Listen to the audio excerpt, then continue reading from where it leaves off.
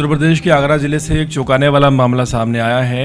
एक ऐसा हत्या का मामला जो रिश्तों के भरोसे बदलते सामाजिक सोच और घरेलू अपराध के नए चेहरों पर गंभीर सवाल खड़ा करता है। सिकंदरा थाना क्षेत्र के दहतोरा इलाके में 44 वर्षीय सुरेंद्र की हत्या जिस तरीके से की गई, उसने पुलिस ही नहीं बल्कि पूरे इलाके को हैरान कर दिया है।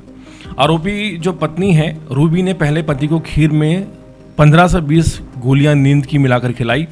जब उसकी जान चली गई तो शव को घसीट कर घर के बाथरूम में ले गई। वहां फर्श खोदकर शव दबा दिया, मिट्टी और गिट्टी डालकर ऊपर से पक्का फर्श बनवा दिया गया। सबसे चौंकाने वाली बात यह रही कि हत्या के बाद करीब 1.5 महीने तक वो उसी बाथरूम में रोज नहाती रही, जबकि उसके नीचे इस महिला के पति का शव था। पुलिस जांच के अनुसार ये सनसनीखेज वारदात 18 मई को हुई थी, जब सुरेंद्र को पहले खीर में नींद की गोलियां मिलाकर बेहोश किया गया। गोलियों की मात्रा इतनी ज़्यादा थी कि उसकी जान चली गई। इसके बाद रूबी ने शव को घसीटकर बाथरूम में पहुंचाया। वहां पहले से इंडियन सीट लगी हुई थी और फर्श अपेक्षाकृत काफ़ी नीचा था। उसने फर्श को और खोदा, शव को उसमें दबाया, मिट्टी और गिट्टी भरवाई और एक मिस्त्री बुलाकर ऊपर से पक्का फर्श बनवा दिया। बाहर से देखने पर किसी को ज़रा भी अंदाज़ा नहीं हो सकता था कि उस बाथरूम के नीचे एक इंसान की लाश दबी हुई है। इस वारदात के बाद रूबी ने खुद को बेबस पत्नी के रूप में पेश किया। पड़ोसी जब भी सुरेंद्र के बारे में उससे पूछते, जो कि उसका पति है, वो रोने लगती और कहती कि पति 3000 रुपये लेकर कहीं चला गया है। 26 मई को उसने अपने जेठ अनिल के साथ पुलिस चौकी पहुंचकर सुरेंद्र की गुमशुदगी की एफआईआर दर्ज करवाई। पुलिस सीसीटीवी फुटेज तक खंगालती रही, जबकि उस व्यक्ति की लाश तलाश हो रही थी। उसका शव घर के बाथरूम के नीचे दबा था। इस पूरे मामले का खुलासा किसी भी फिल्मी स्क्रिप्ट से कम नहीं है। दरअसल वर्ष 2017 में मृतक सुरेंद्र के खिलाफ ट्रक चोरी का मामला दर्ज हुआ था। उस पुराने मामले के ऑथेंटिफिकेशन के लिए पुलिस उसके घर पहुंची थी। पुलिस ने सुरेंद्र के बारे में पूछताछ की तो रूबी घबरा गई। उसे ऐसा लगा कि पुलिस कहीं हत्या के शक में उसे गिरफ्तार करने तो नहीं आई। इस घबराहट में उसने पहले अपने जेठ अनिल को घर बुलाया और पूरी सच्चाई बता दी कि उसने सुरेंद्र की हत्या कर शव बाथरूम में दफना दिया है। अनिल ने तुरंत पुलिस को सूचना दी। पुलिस ने बाथरूम का फर्श छुड़वाया। अंदर कंकाल बरामद हुआ।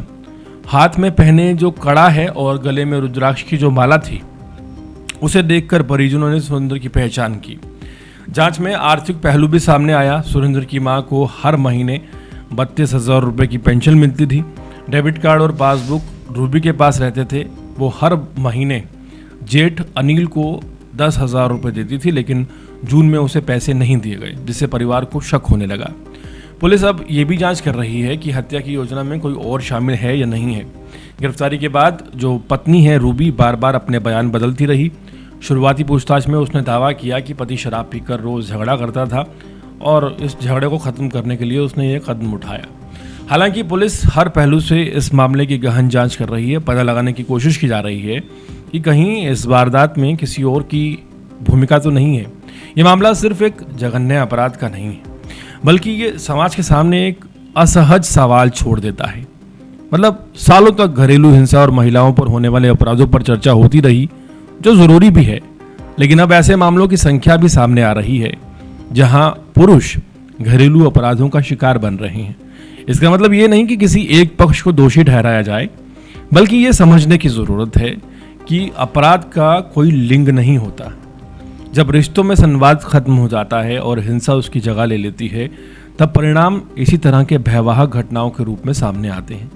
आगरा की ये वारदात याद दिलाती है कि कानून की नज़र में हर हत्या समान रूप से जघन्य अपराध है और न्याय का पैमाना भी पीड़ित के लिंग से नहीं, बल्कि अपराध की गंभीरता से तय होना चाहिए। यहाँ पर समाज तो बदल गया है, सोच भी बदल गई है, लेकिन जो मामले हैं पुरुषों के प्रति अपराध के, खासकर पत्नियों द्वारा, वो भी काफ़ी ज़्यादा बड़ी तादाद में बढ़ते हुए नज़र आ रहे हैं। इन पर संज्ञान लेने की भी ज़रूरत है और इन्हें भी उसी नज़र और उसी नज़रिए से देखने की ज़रूरत है जिस नज़रिए से हम किसी पत्नी या महिला पीड़ित को देखते हैं। पूरे मामले में आपकी क्या राय है, कमेंट सेक्शन में ज़रूर बताएं।